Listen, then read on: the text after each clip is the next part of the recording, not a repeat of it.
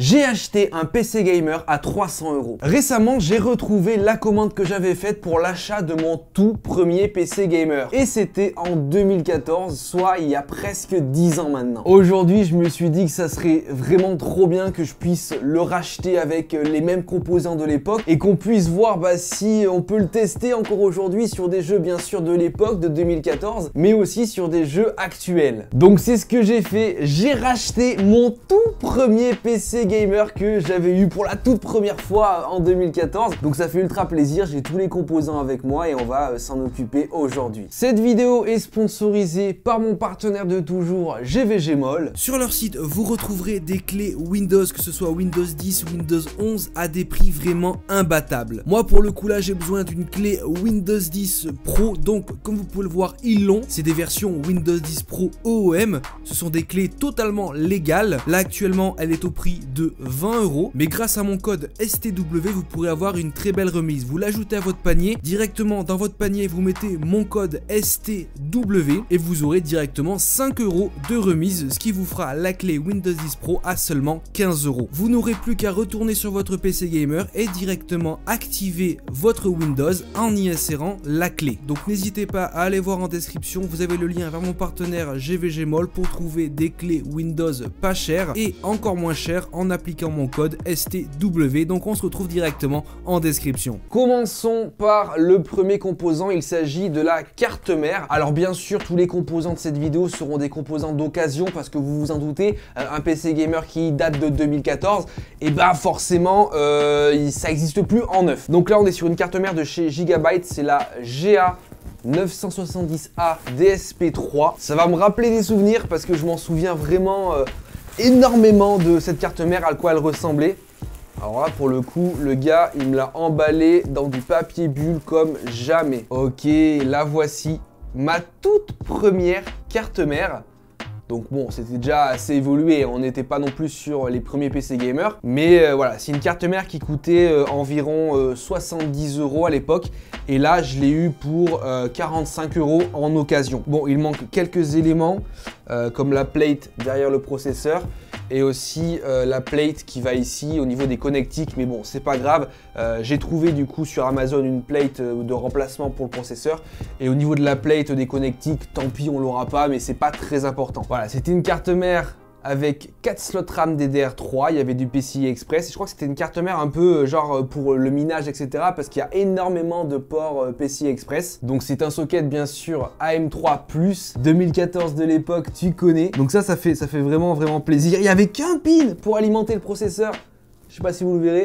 Maintenant, moi j'en ai 2 ou 3 ou 4, c'est une dinguerie. Au niveau du processeur, les amis, il est juste ici en occasion. C'est un processeur de chez AMD. C'est le AMD FX 6300 Black Edition. Attention s'il vous plaît. C'est un processeur de l'époque Seeker, 8 MO de cache. Et au niveau de sa fréquence, il pouvait monter jusqu'à 4,1 GHz. À l'époque, il coûtait dans les 100 €. Et là, je l'ai eu en occasion à 45 €. Tant dire que les composants, en vrai, restent assez chers pour des composants qui ont quasiment 10 ans. Mais bon, je voulais absolument refaire mon tout premier PC gamer, donc c'est ce qu'on va faire dans cette vidéo. Et peu importe le prix, c'est pas bien grave. Alors, donc vu que c'est une version en occasion, reconditionnée, je sais pas trop quoi, il est directement dans une boîte, il n'y a pas le ventirad d'origine de chez AMD à l'époque avec la boîte et tout. D'ailleurs, je sais même pas si dans la boîte à l'époque, j'avais eu un ventirad d'origine. Si, je pense que si en fait. Ah, ça se voit qu'il est d'occasion. Hein. Alors regardez, hop, il est à l'envers, je vais pas trop vous le toucher parce que hop, je vais l'épine à l'arrière, mais le voici. Ah ouais, c'est fou. Je vais directement le mettre sur ma carte mère. Je m'en souviens comme 2 gouttes d'eau. Par contre, la personne qui avait la carte mère, genre, il a pas bien nettoyé. Alors, comme ceci. Ah ouais, mais je m'en souviens comme si c'était il y a 10 ans, quoi. C'est fou. Ok, il est en place. Faut savoir qu'il y a 10 ans, quand j'ai monté ce PC là, c'était ma toute première fois que je montais un PC gamer. J'avais jamais monté de PC gamer. Et pour un peu apprendre sur le tas, j'avais regardé des tutos sur YouTube. Et au final, j'avais bien réussi à le monter convenablement. Donc voilà à quoi ça ressemble avec le processeur. On va y mettre maintenant la plate que j'ai acheté en plus sur Amazon pour que après je puisse mettre le ventirad. J'espère que ça va aller. J'ai essayé de trouver ça un peu à la hâte. Ok, ça m'a l'air d'être pas trop mal. J'ai hâte vraiment de voir si Bah déjà, je vais essayer de faire tourner dessus les jeux auxquels bien sûr je jouais à l'époque, parce que je jouais déjà à l'époque et c'est pour ça que j'avais acheté un PC gamer.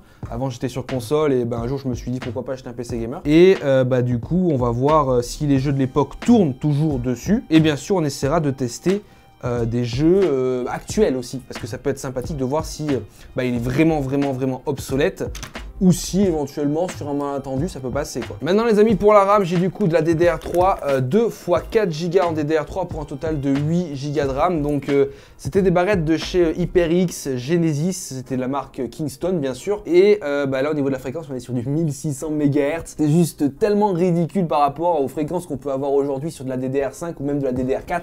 C'est fou. Elles étaient plutôt belles pour l'époque. J'avais pas pris les barrettes de RAM genre toutes moches, value et tout. J'avais pris avec un petit habillage. Donc en termes de tarifs, ça coûtait environ 70 € à l'époque ça. Et là, je les ai eu pour 26 € en occasion sur eBay. On va les mettre comme indiqué en dual channel. Et à l'époque, c'est bien parce qu'ils indiquaient vraiment d'une couleur différente les slots RAM. Ok, ça c'est fait, on passe maintenant au ventirad. Pour le ventirad, j'avais à l'époque pas pris celui de base en fait du processeur, j'avais pris le Blizzard T2 de chez Cooler Master, ça coûtait 15 balles. Bon là je l'ai eu pour plus cher, je l'ai eu à 20 balles sur eBay parce que genre, je le trouvais pas et je le voulais absolument. Donc bon, et il a servi celui-là. Alors...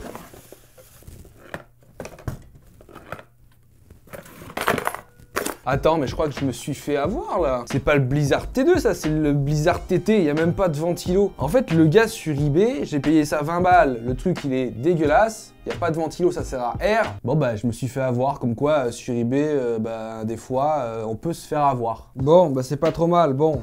C'est pas très conventionnel, mais on fait avec ce qu'on a et ça ressemble plus ou moins à la config que j'avais à l'époque. Maintenant les amis, en termes de stockage, donc à l'époque les SSD existaient bien sûr, mais on va dire que ça coûtait très cher. Donc j'avais pris seulement un HDD classique. Donc de 500 Go j'avais pris à l'époque. Donc ça je l'ai acheté en neuf parce qu'au niveau des prix ça a quasiment pas évolué, hein. Ça valait 45 €, là maintenant ça vaut 44 €. Donc on va dire que voilà, vaut mieux acheter neuf ces disques, même pour un PC vieux d'occasion, c'est toujours très utile. Donc voilà, classique Seagate Barracuda de 500 Go. On mettra dans le PC. En ce qui concerne maintenant l'alimentation, elle est dans ce carton-là. C'est la Cooler Master B-Series de 500 watts. C'était une alimentation non modulaire à l'époque. Donc voilà, les modulaires, ça coûtait super cher à l'époque. Donc j'étais parti sur une non modulaire. Elle valait dans les 40-45 €. Maintenant, c'est une trentaine d'euros. C'est une 500 watts de chez Cooler Master. Elle fonctionnait plutôt très bien. Il y avait au niveau connectique tout ce qu'il fallait. Donc c'est cette alim-là qu'on utilisera pour mon PC gamer. Ah, ça me rappelle des souvenirs ça aussi. Maintenant, élément très important de ma config gamer que j'avais faite en 2014, il y a presque 10 ans, c'est la carte graphique. Donc la carte graphique, elle est dans ce paquet-là. Donc j'ai pas trouvé la même carte graphique exactement que j'avais dans ma config gamer à l'époque, parce que celle que j'avais achetée était une édition limitée et j'en avais même fait une vidéo sur la chaîne, on verra ça après. Ah oui, j'avais oublié à l'époque à quel point les cartes graphiques elles étaient énormes alors qu'elles avaient aucune performance. Ok, bon bref, alors là voici la carte graphique, c'est une GeForce GTX 750 Ti 2 Go, donc là c'est une version MSI. Celle-là je l'ai trouvée à 60 € sur le bon coin en occasion. Elles étaient super fines à l'époque et bien sûr elles sont auto-alimentées avec la carte mère. Donc à l'époque c'était pas en 2014 la plus performante quand j'avais fait ma config, mais parce que ça coûtait super cher. Mais je me souviens que elle faisait tourner pas mal de jeux déjà. Donc on va voir si aujourd'hui elle fonctionne encore et si elle fait toujours tourner les jeux de l'époque. Je fais juste une petite aparté concernant la carte graphique parce que j'ai pas pu retrouver la même. À l'époque j'avais acheté une carte graphique de chez KFA2. C'était toujours une 750 Ti mais Derby Edition qui coûtait 114 €. Et là ce que je vous apprête à vous montrer, c'est la vidéo unboxing que j'avais faite de cette carte graphique sur ma chaîne YouTube il y a quasiment 8-9 ans maintenant. Alors attention, âme sensible, s'abstenir. Bon, on va passer les moments gênants et on va directement aller au unboxing de la carte graphique. Je pense que c'est le plus important. Ah, la voici. Là, regardez, vous avez la boîte KFA2 Derby Edition, une GeForce GTX 750 Ti. Ah là là, et j'étais fan de Black Ops 2 apparemment à l'époque. Une fois que vous avez mis votre carte graphique dans votre PC, il faut impérativement mettre ce driver. Ce driver à l'époque, oui, il fallait mettre le CD. Là, Ah, la voici. Nous avons la carte très grosse. Elle était grosse pour l'époque, ouais. Voici la KFA2 GTX 750 Ti. Voilà à quoi elle ressemblait, celle que j'avais à l'époque, la GTX 750 Ti d'Arbe Edition. Donc voilà, cherchez pas la vidéo, elle est plus disponible sur la chaîne YouTube. Mais bon, ça fait plaisir de revoir ces anciennes vidéos aussi. On sait là d'où on vient. Dernier élément maintenant, il nous faut bien sûr un boîtier. Ok, alors le voici le boîtier, c'est le Zalman Z11 Plus.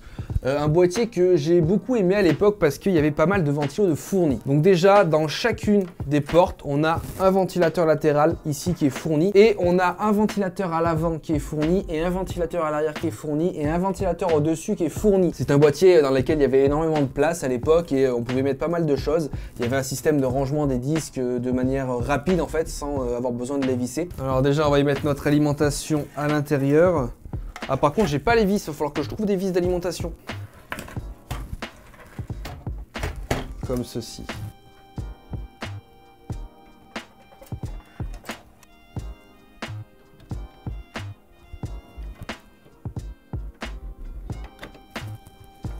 Ah ouais, franchement, ça rend bien. Voici donc du coup mon tout premier PC gamer, quasiment à l'identique, il y a juste le ventirad et la carte graphique qui ne sont pas similaires dans le modèle et la marque, mais tout le reste ça correspond vraiment à mon PC gamer, vraiment mon PC gamer que j'ai eu pour la toute première fois en 2014. Bon, on va essayer de l'allumer pour voir s'il fonctionne. Ok, on va donc tenter en direct un premier allumage, je ne l'ai pas du tout testé.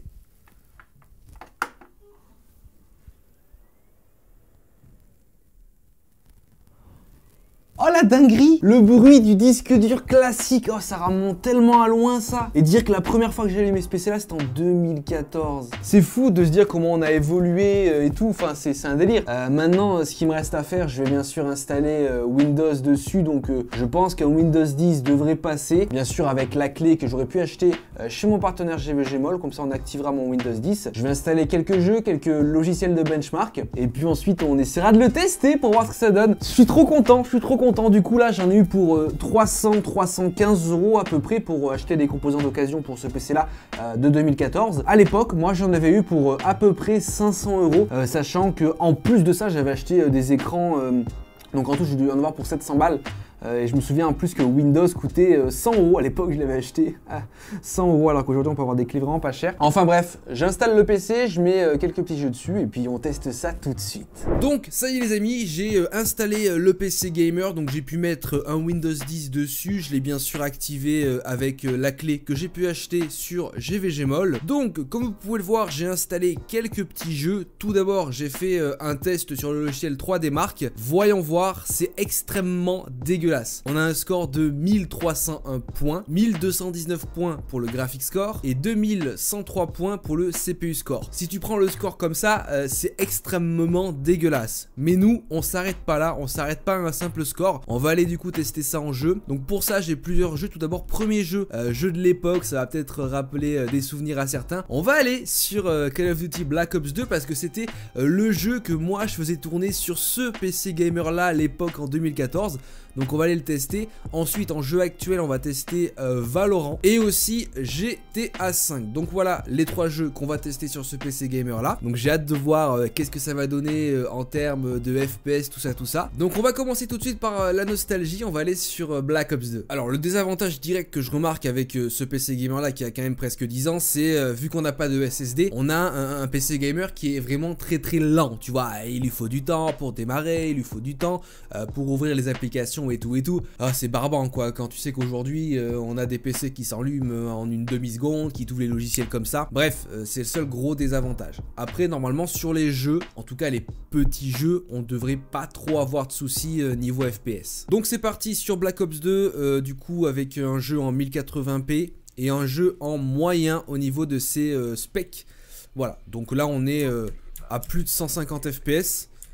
Ah, c'est le jeu que je jouais à l'époque. Ça me rappelle trop de souvenirs, c'est fou. Je jouais tellement à ce jeu là à l'époque. Oh là par contre, je suis toujours aussi nul quoi. Je suis toujours aussi nul par contre. Mais bon, rien qu'en termes de FPS, c'est vraiment pas mal du tout.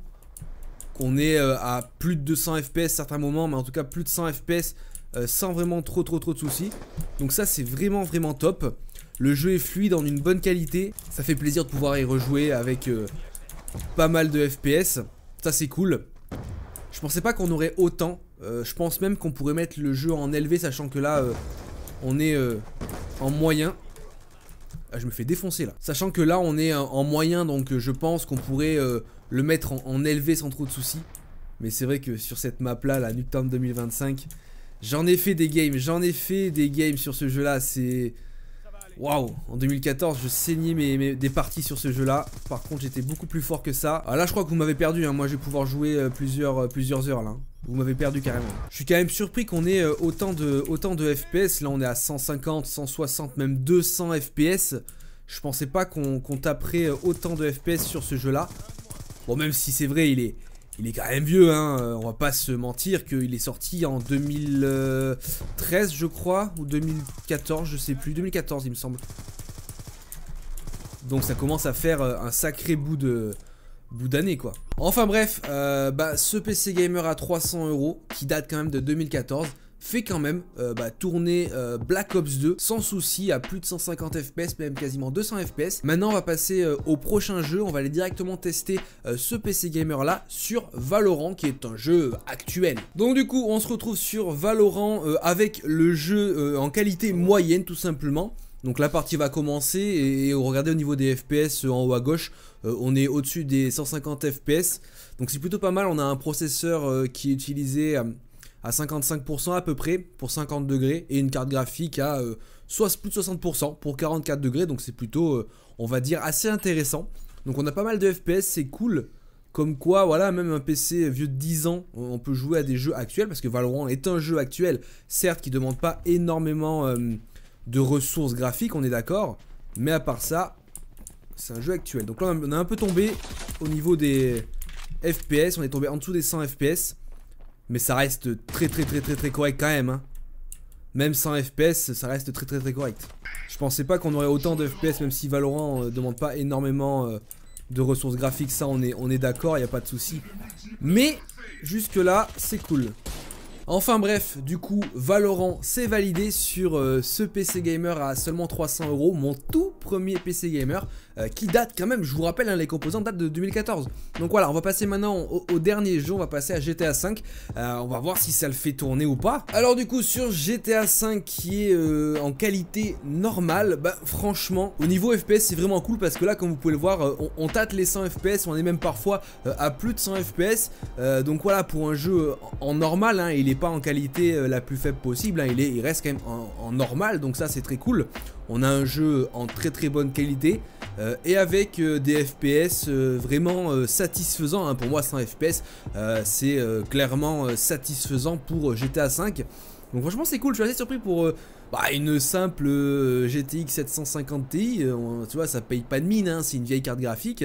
Mais pour le coup, voilà, comme tu vois, hein, on tâte les 100 FPS et ça c'est cool. Du coup, GTA 5 est full validé sur mon PC Gamer à 300 € et ça fait plaisir. Bon, les amis, comme vous avez pu le voir, malgré un score dégueulasse sur le logiciel 3D Mark, finalement, sur les jeux, ça n'a pas révélé la même chose, hein. On a réussi à faire tourner des anciens jeux comme Black Ops 2 avec pas mal de FPS, mais aussi des jeux beaucoup plus récents comme GTA 5 ou Valorant. Bon, GTA 5 est pas très récent, mais bon, il demande quand même quelques ressources graphiques. Et du coup, au final, déjà, je suis très content d'avoir pu refaire ce PC Gamer là, qui était mon tout premier PC Gamer que j'avais acheté et monté il y a de ça quasiment 10 ans maintenant. Et là, aujourd'hui, pouvoir le refaire avec seulement 300 € de budget, ça fait extrêmement plaisir. En description, je vous mettrai le détail de la configuration si vous voulez peut-être vous en inspirer, faire un PC d'occasion pas cher.